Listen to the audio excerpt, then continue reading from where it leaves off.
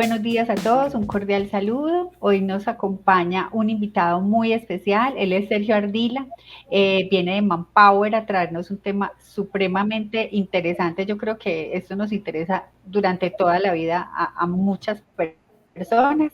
Sergio es consultor de carrera y desarrollo organizacional en Manpower y hoy nos trae una charla supremamente interesante porque aquí vamos a mirar cómo nos vamos a preparar para esas entrevistas de trabajo, cómo nos vamos a preparar previamente, cómo organizar nuestras hojas de vida.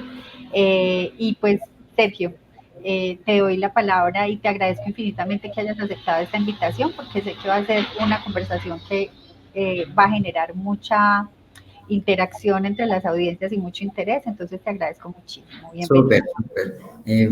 Muchas gracias por la invitación, un saludito a toda la comunidad educativa y claro que sí, este es un tema que nos interesa a todos porque el mundo del trabajo está en constante cambio y seguramente lo han sentido, lo han percibido y es que el mundo laboral era y los procesos de selección eran una cosa antes de la pandemia y ahora son diferentes a partir de la pandemia.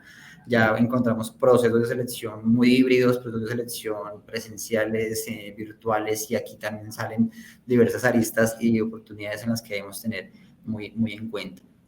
Entonces, para arrancar, yo parto de la premisa de que una hoja de vida no te consigue un empleo. Una hoja de vida te consigue entrevistas. Y las entrevistas, y tu desarrollo de las entrevistas, ¿quién te consigue a ti? El empleo. Entonces, para empezar, me gustaría pues contarles unos datos muy curiosos y fíjense que esto es como la realidad del mundo del trabajo que va a toda, va a mí. Entonces, cerca del 33% de entrevistadores afirman que saben si contratarían un candidato en los primeros 90 segundos de la entrevista. Para muchos eso es un tiempo récord, ¿cierto? ¿En los primeros qué? 90 segundos. O sea, Dios. los momentos de verdad en una entrevista son definitivos y no hay una segunda oportunidad para una primera impresión. Ahí es muy importante prepararnos para estos espacios. Y ahorita vamos a hablar un poquito de cuáles son esas etapas que tienen en las entrevistas y muchas veces cuando decimos la etapa de entrevista dejamos de lado la de preparación.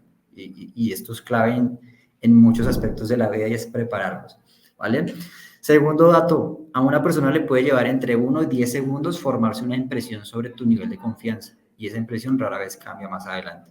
Entonces, fíjense cómo esos primeros segundos, esos momentos de verdad, esa primera impresión es tan importante en los procesos de evaluación. Mantener el contacto visual con tu interlocutor puede ayudar a que te perciba a ti, se perciba de ti una mayor inteligencia. Es importante siempre mantener el contacto visual. Hay momentos en entrevistas donde hay como una desconexión y aquí vamos también a hacer unos tips y unas recomendaciones para que podamos mantener esa conexión con el interlocutor. Y en general, un gran porcentaje elevado de candidatos y entrevistadores no se preparan para realizar una entrevista. Sí, hay candidatos que no se preparan y también hay entrevistadores que no se preparan.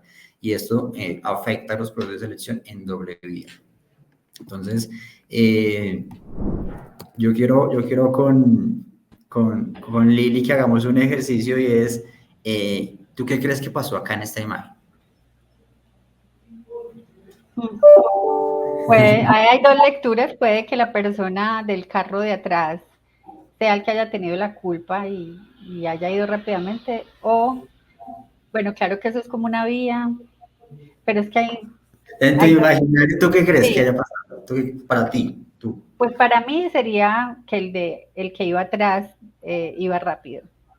Ok, para mí, la persona del coche gris se distrajo y estrelló a la persona de adelante. Entonces, fíjate que así funcionan los procesos de selección. Muchas veces vemos cosas diferentes en los candidatos, en los entrevistadores, en los evaluadores, y es importante definir y parametrizar qué es lo que realmente requieren las compañías y cuál es la expectativa que tiene un candidato frente también al empleo al cual se está postulando. Entonces, la idea es que todos tengamos como esa misma visión de lo que estamos requiriendo o de lo que estamos aspirando también para un empleo, ¿vale? Ahora, en cuanto a las etapas de una entrevista, vamos a encontrar generalmente 5 etapas. Van a haber teorías que van a cambiar un poco los nombres, pero en general vamos a encontrar 5 etapas. La preparación es súper importante y ya lo mencionábamos, cómo prepararnos para una entrevista nos acerca muchísimo, nos garantiza el éxito. Y cuando hablamos de preparación, aquí vamos a hablar de conocer a qué se dedica la compañía, de pronto que nos contactó y para la cual tenemos una entrevista, conocer un poco sobre la cultura de la compañía, validar también un poco sobre la descripción del puesto de trabajo en el cual yo me postulé. Eh, y aquí también es importante esa preparación, si la entrevista es una entrevista virtual, contar con el espacio físico, la iluminación, las herramientas tecnológicas para desarrollar esa entrevista y tener también unos criterios de evaluación que yo voy a aplicar o que me van a aplicar a mí como entrevistado.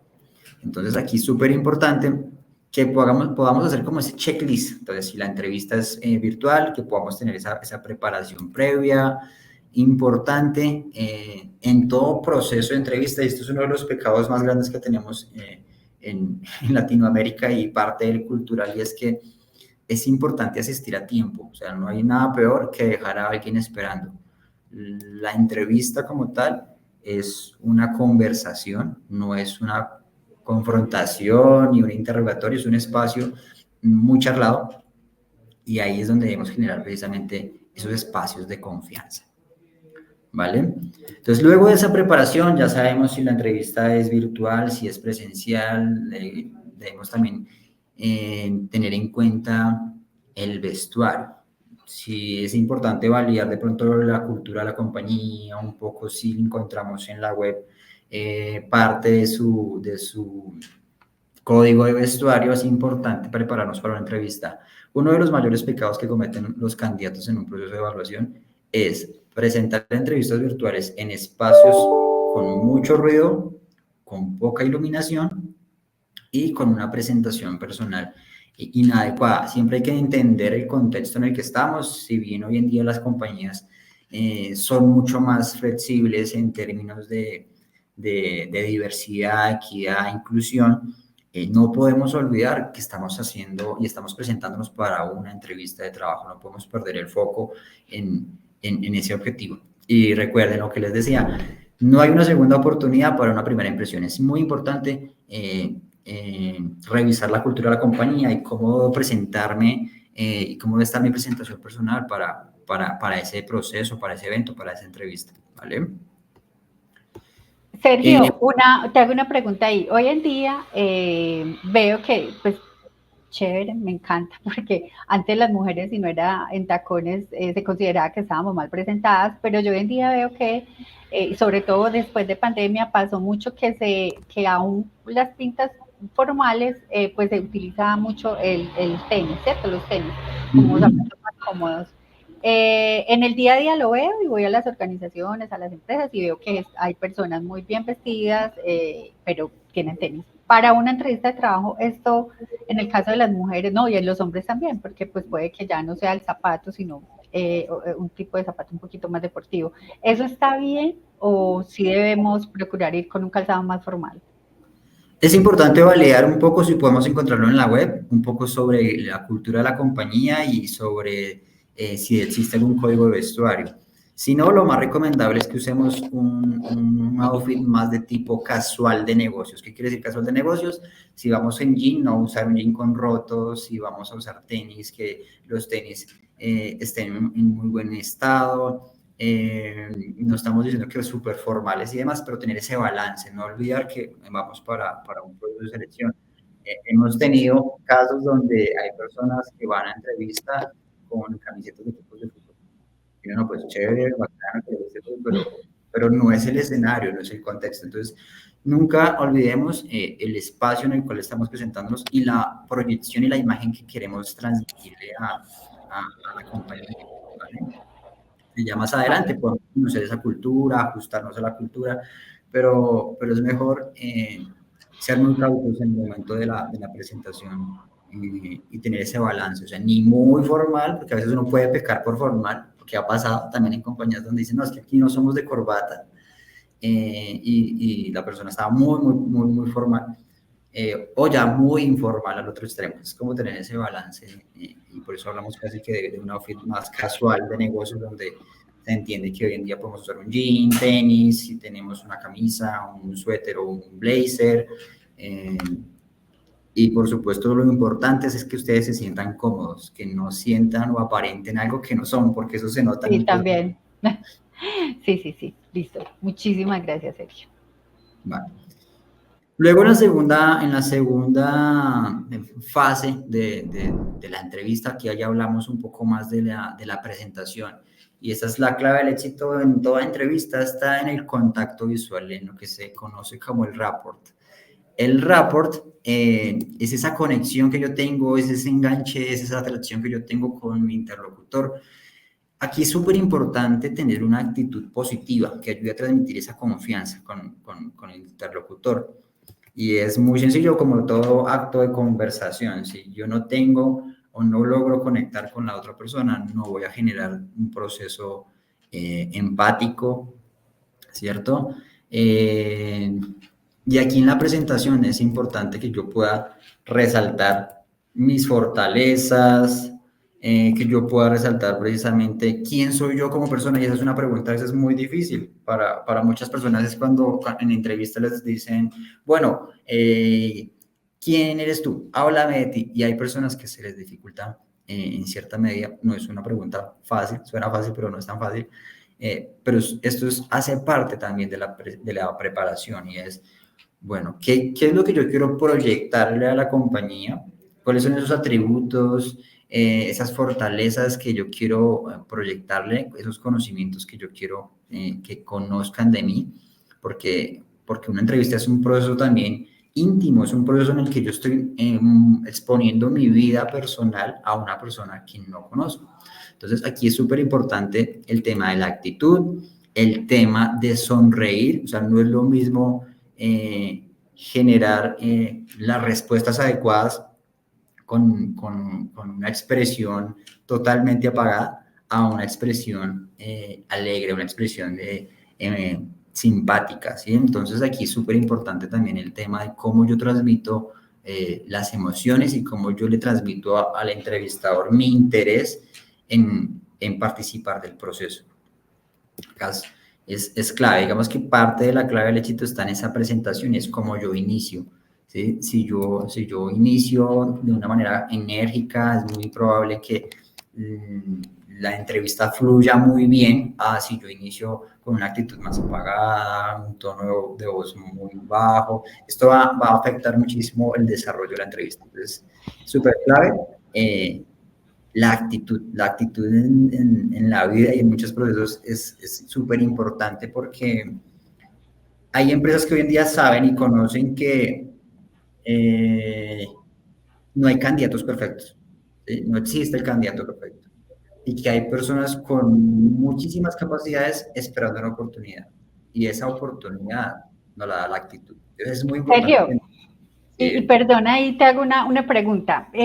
Hay cargos en los que yo creo que de entrada la actitud pasiva, por ejemplo, si tú estás buscando a alguien para ventas y te llega alguien que no se sabe vender, de hecho, o sea, que no tiene como esa chispa que por lo general tiene el vendedor, pues muy probablemente uno de entrada como entrevistador piense como, bueno, de pronto el perfil de ventas no se le dé. Pero si es un cargo de gente que suele ser más introvertida, por decir algún ingeniero de sistemas, un contador, eso también me imagino que ahí se puede como revisar, como también de acuerdo al cargo que se está buscando. Obviamente siempre una buena actitud es ganadora, pero creería yo que también hay perfiles en los que se busca más ciertas sí. características.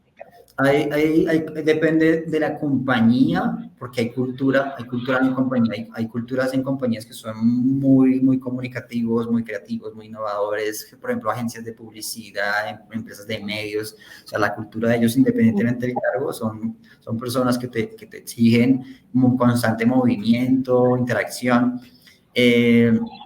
Y acá también es súper importante, por ejemplo, en procesos comerciales, en esa preparación también es cómo yo me preparo, por ejemplo, para un assessment center, una clínica de ventas, un espacio simulado de un ejercicio comercial.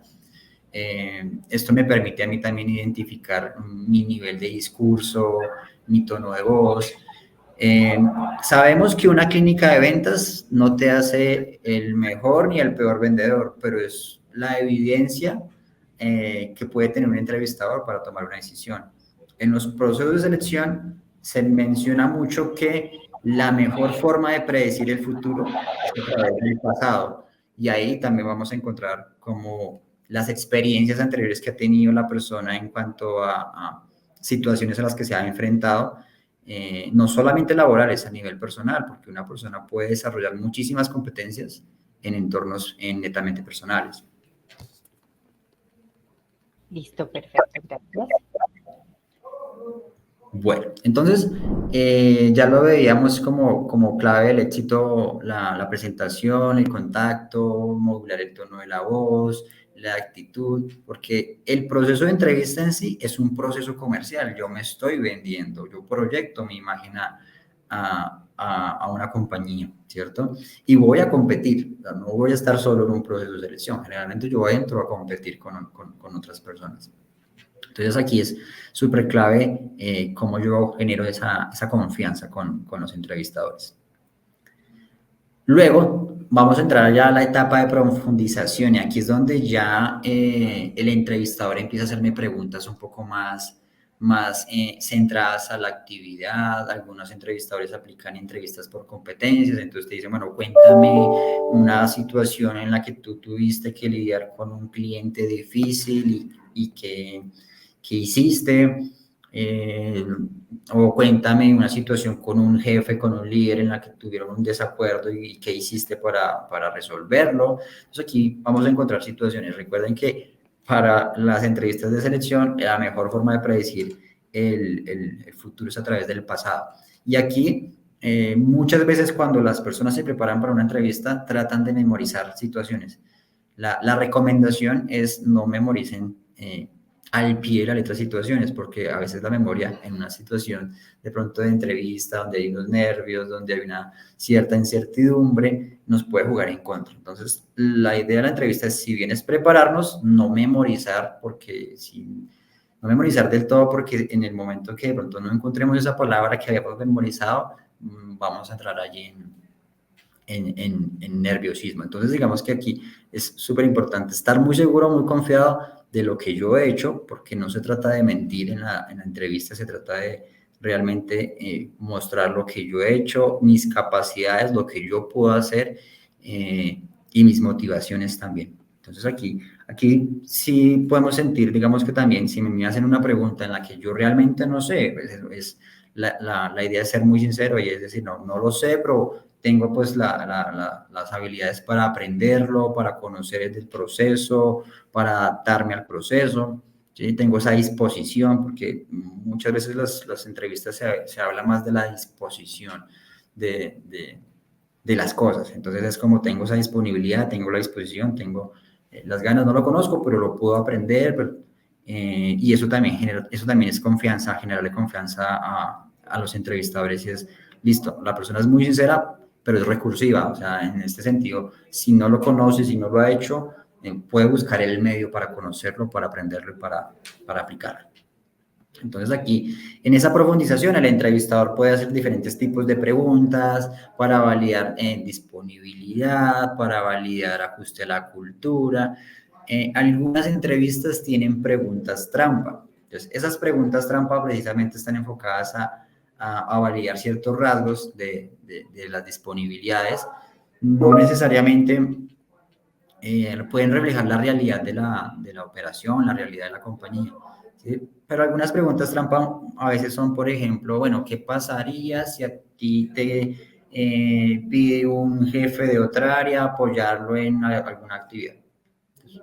No, yo no voy a hacer nada para lo que no me hayan estipulado, o bueno, aquí se desprenden diferentes situaciones. Digamos que aquí es súper importante el tema de la disposición, o sea, siempre estar muy, muy dispuesto a aprender, a aportar, y esas son como lo que se espera por parte del entrevistador, es como que la persona pueda ser muy resolutiva si no tiene el conocimiento, pero que tenga esa disponibilidad de aprender. Hoy en día hay una competencia que valoran mucho las compañías, que es el learnability, la capacidad de aprender y desaprender. ¿Sí? El learnability es en muchas compañías la competencia no negociable para un proceso de admisión, un proceso de selección.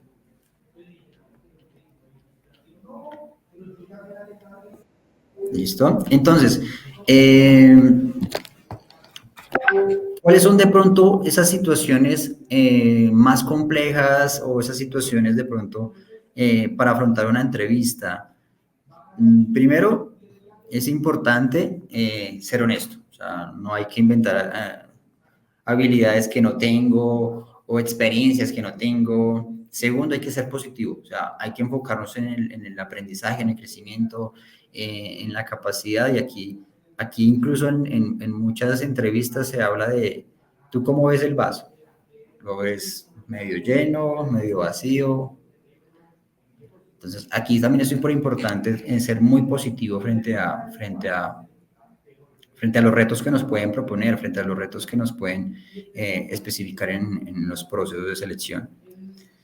Ahora, hay una pregunta que generalmente la hacen y que siempre es difícil también en las entrevistas, y es, cuéntame 3 aspectos que tú consideres debes mejorar. Algunos los llaman debilidades, pero realmente son oportunidades de mejora. ¿Sí? Entonces aquí siempre entra la típica, ¿no? La perfeccionista. No, es que yo soy perfeccionista. Y, bueno, ¿y eso por qué es una debilidad? No, porque es que eso me hace invertir más tiempo, eso de pronto le puede generar malestar a mis compañeros, pero realmente ser perfeccionista es una fortaleza. Eso no es no es una oportunidad de mejora, ¿cierto?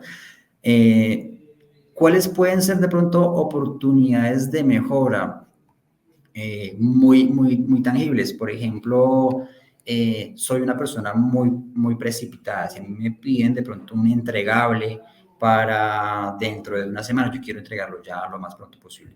¿Sí? ¿Y por qué es una oportunidad de mejora? Porque debo entender la gestión del tiempo del equipo. O sea, no todas las personas pueden correr al mismo ritmo que el mío. Y eso no implica que sea perfeccionista, implica que estoy tan orientado a los resultados que quiero tener los resultados a como de lugar ya, y eso puede generar, digamos, que de pronto algún tipo de inconveniente en el equipo. ¿Sí? Lo mismo, ser muy competitivo también puede ser una oportunidad de mejorar, porque hay personas que son extremadamente competitivas, ¿sí? Y no está mal del todo, pero también hay que entender en muchas veces que en un entorno corporativo, si a uno le va bien, a todos nos va bien, y es un trabajo en conjunto, es un engranaje de reloj. Vamos a encontrar también oportunidades de mejora personales, no todo tiene que ser laboral. Entonces, mira, yo considero que debo trabajar más en el manejo de una segunda lengua, por ejemplo, el inglés. Yo considero que debo mejorar el inglés. El inglés hoy en día pues está mucho más presente en entornos laborales, en compañías más globalizadas. Por ejemplo, hoy en día también en habilidades tecnológicas se valoran mucho también esas oportunidades de mejora por ejemplo, en inteligencia artificial. Yo considero que debo aprender más sobre el manejo de inteligencia artificial o sobre visualización de datos en Power BI o Excel, en estas herramientas tecnológicas que también apuntan hacia el futuro. Son también muy valoradas en cuestiones de esas oportunidades de mejora. Entonces, no todo puede girar en torno a lo laboral, sino también esas oportunidades de mejora también pueden ser personales que apalanquen mi productividad. Sí, importante, porque cuando nosotros mencionamos Y tú oportunidades de mejora, ahí tocas algo muy importante. sí, Sergio, ¿me escuchas? sí, ahí te escucho. Ok, que tocas algo muy importante y creo que en lo que tú dices, por ejemplo, uno puede de cierta forma incluso mostrarse honesto y que eso sea tenido en cuenta para el cargo, porque creo que puedo mejorar, no sé, mi nivel de Excel porque sé manejar la herramienta, pero creo que si accedo a aprender, puedo sacar unos informes más profesionales, no sé, algo así. Ajá. Y creo que eso le evita como generar incluso algunas expectativas. Y de algo que tú también hablabas y creo que también es importante dentro de las competencias o la honestidad que está buscando de las propias competencias que tiene el entrevistador frente al entrevistado, es cómo también tenemos la capacidad de reconocer aquello en lo que hoy en día tenemos que seguir formándonos. Y por ejemplo, este tema de inteligencia artificial, que lo vemos como tan lejano en muchos aspectos y la inteligencia artificial aplicada hoy en día, pues en realidad nos facilita el trabajo a muchos. Entonces me parece súper interesante lo que aportas allí. Sí, algo súper clave cuando vamos a hablar de nuestras oportunidades de mejora es resaltar que estamos trabajando en ello, que tenemos un plan de acción para trabajar en ello. Entonces, algunas personas dicen, bueno, yo tengo una oportunidad de mejora en la gestión del tiempo, estoy trabajando en ello a través del método XYZ y eso también nos da ese valor de que es consciente de esas oportunidades y trabaja en ellas. ¿Sí?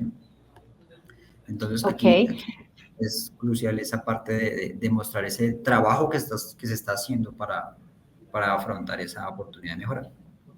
Sergio, hoy en día las organizaciones, ¿qué tanto peso le dan a las habilidades blandas?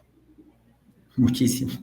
Es más, ya hoy en día las compañías prefieren formar a una persona en habilidades técnicas que en habilidades blandas.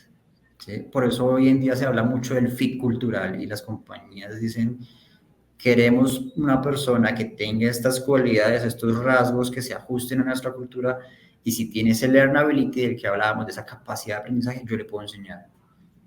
Antes veíamos, y todavía existe, pero antes veíamos mucho más grande esa barrera cuando requerían perfiles con experiencia y las personas recién egresadas decían, no, pero no le dan oportunidad a las personas que, como cogemos experiencias y siempre piden experiencia. Hoy en día hay gran variedad de compañías que tienen programas de recién egresados, de Graduate Program, en donde entran personas recién egresadas o estudiantes sin experiencia y las compañías les enseñan y les dejan aportar sus conocimientos, porque valoran más esas habilidades blandas, valoran más lo que es la construcción de su cultura organizacional que muchas veces la parte técnica. Por supuesto, hay perfiles que sí son mucho más fuertes en habilidades técnicas, por ejemplo, temas de automatización, digitalización, desarrollo de software, entre otras que sí se requieren esas competencias técnicas y luego se trabajan las blandas, pero a nivel general hoy en día las compañías le dan más valor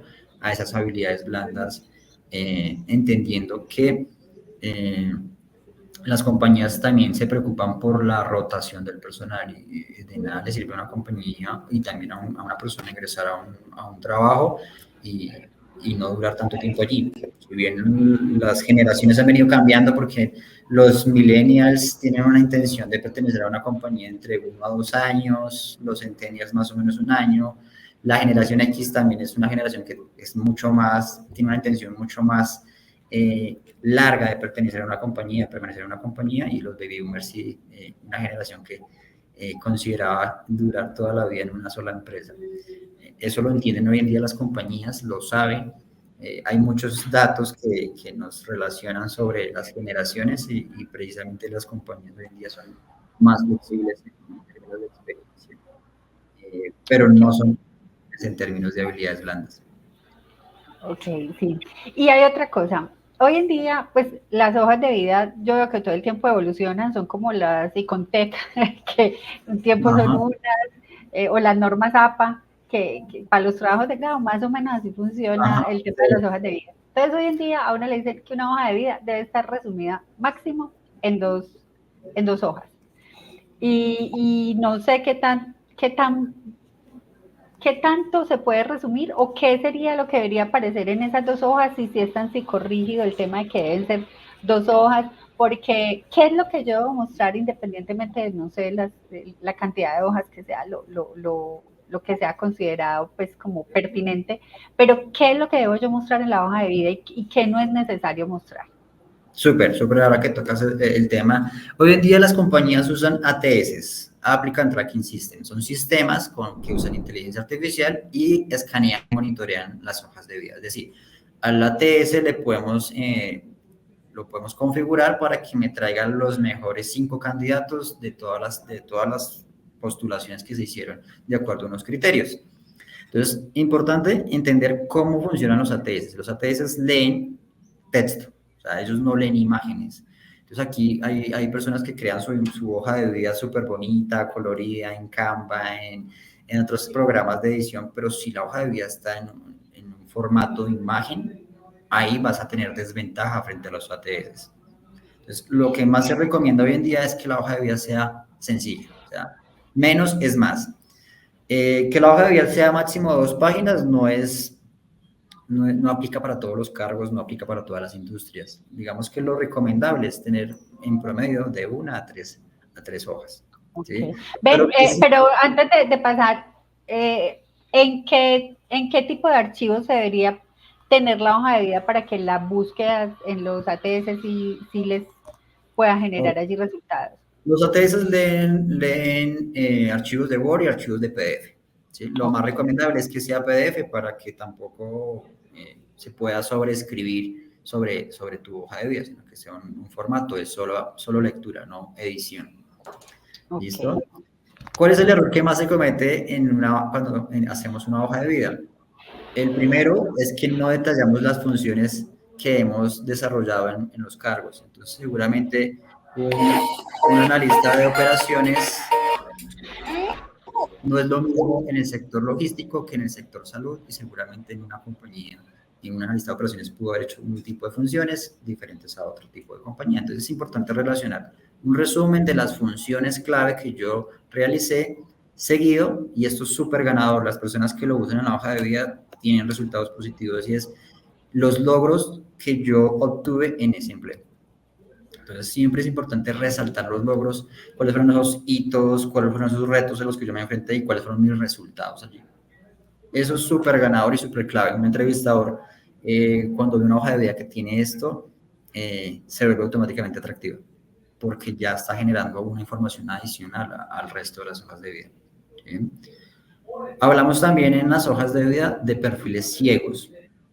No es un secreto para nadie que en los procesos de selección y en los seres humanos existen sesgos arraigados. Entonces, una recomendación muchas veces es usar hojas de vida ciegas. ¿Qué quiere decir hojas de vida ciegas?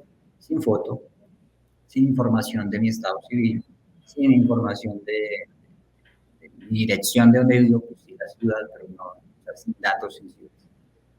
Esto también permite diferir con personas que tengan ciertos sesgos en los procesos de elección. ¿Sí? A veces te juzgan a ti por la foto de la hoja de vida. Pues eso no es justo. ¿Sí? Entonces, incluso hay países que ya adoptaron como política el uso de hojas de vida de currículos ciegos, donde no hay tanta información personal, no está la foto, y nos enfocamos en las experiencias, la formación, las competencias y los logros que se han obtenido en las compañías.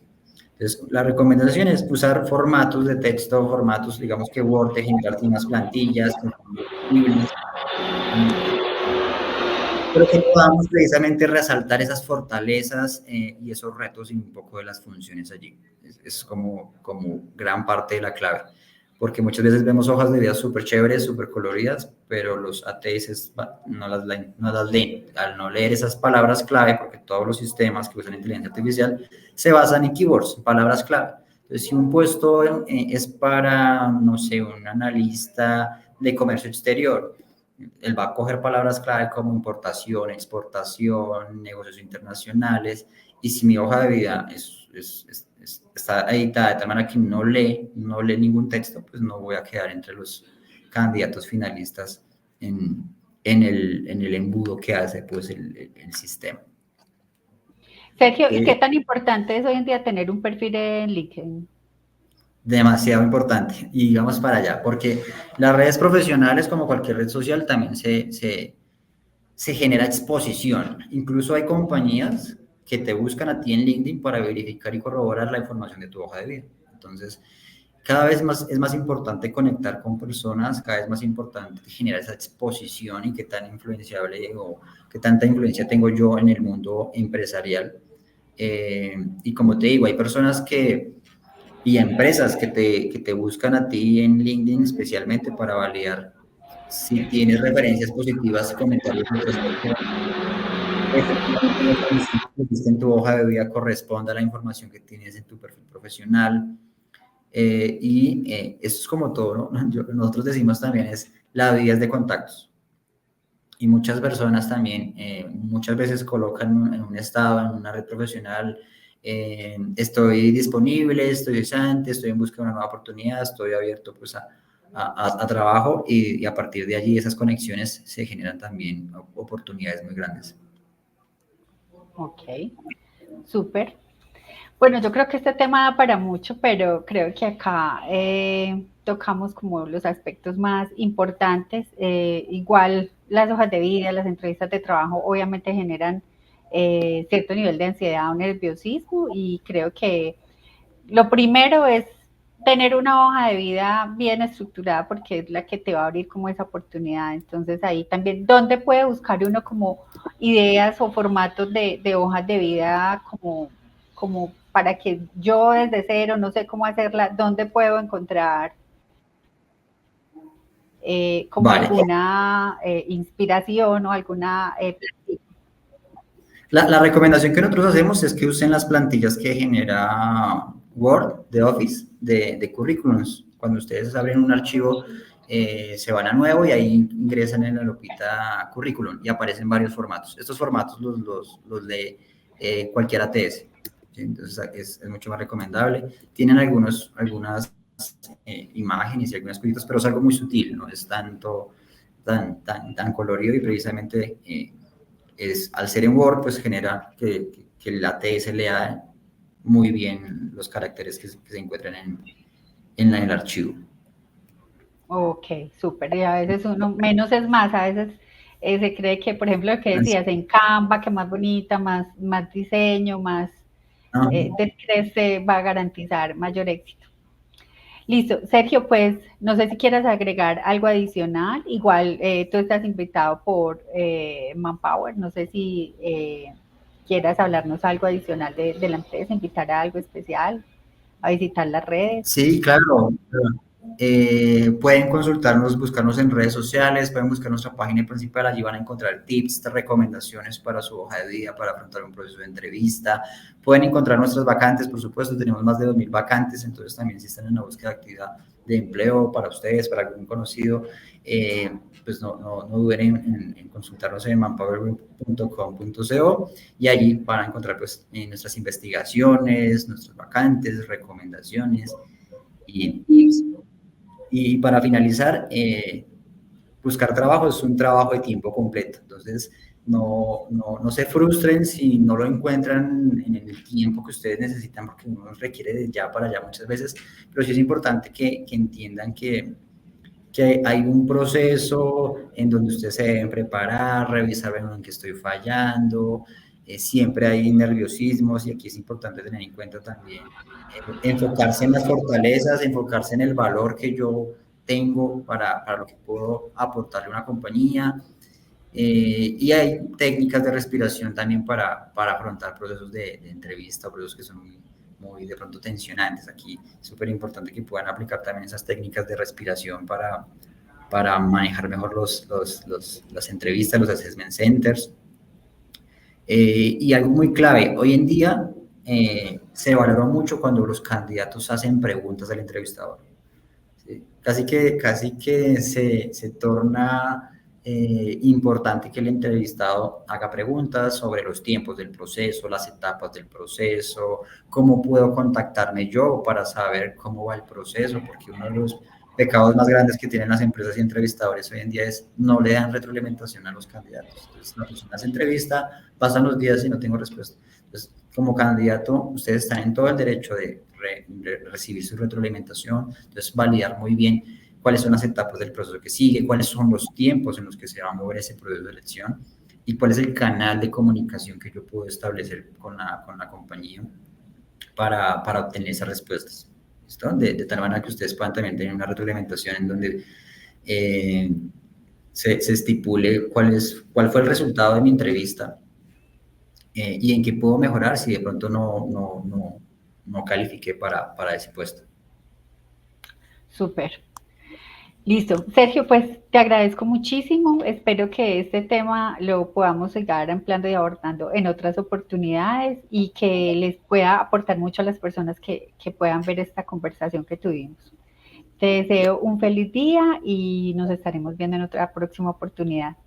Vale, Y muchas a gracias. todos los que participan también de esta feria que tenemos actualmente, pues la invitación es para que se matriculen en Uniminuto, que miren todos esos programas que tenemos en pregrado, en posgrado, y ahí también es irse preparando y perfilando para mejorar esos perfiles profesionales. Les agradecemos mucho a todos la participación y feliz día para todos. Hasta luego.